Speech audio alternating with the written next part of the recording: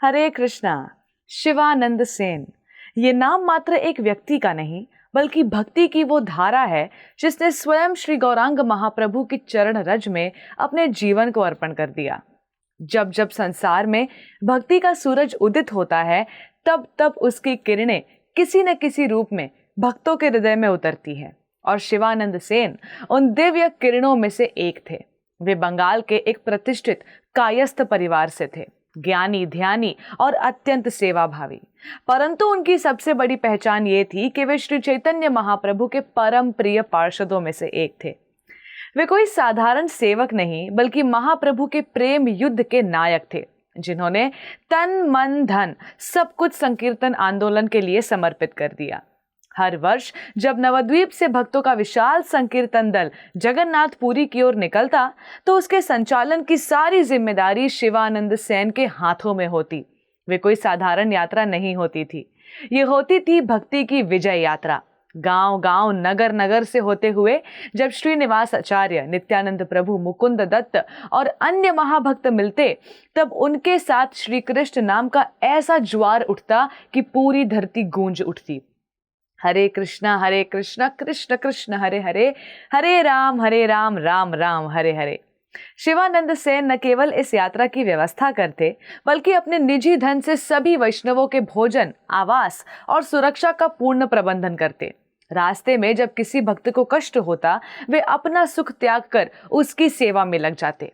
एक बार जब एक कुत्ता उनके पीछे पीछे चल पड़ा तो उन्होंने उसे भी प्रेम पूर्वक यात्रा में शामिल कर लिया और जब वही कुत्ता जगन्नाथपुरी पहुंचकर महाप्रभु के चरणों में लौटने लगा तब गौरांग महाप्रभु की आंखों में भी आंसू छलक आए, क्योंकि उन्होंने देखा कि शिवानंद सेन की करुणा सिर्फ मानवों तक सीमित नहीं थी, वो हर प्राणी में भगवान श्री हरि का दर्शन करते थे।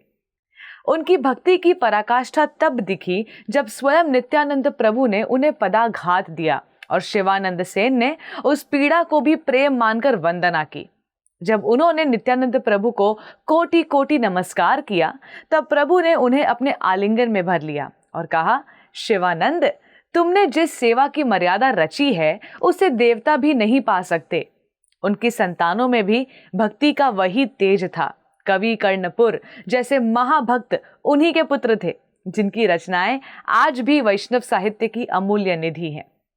शिवानंद सेन ने न केवल संकीर्तन आंदोलन को जीवित रखा बल्कि भक्ति की उस शुद्ध धारा को घर घर तक पहुंचाया जो आज भी श्री चैतन्य महाप्रभु के नाम के साथ जीवित रहती है।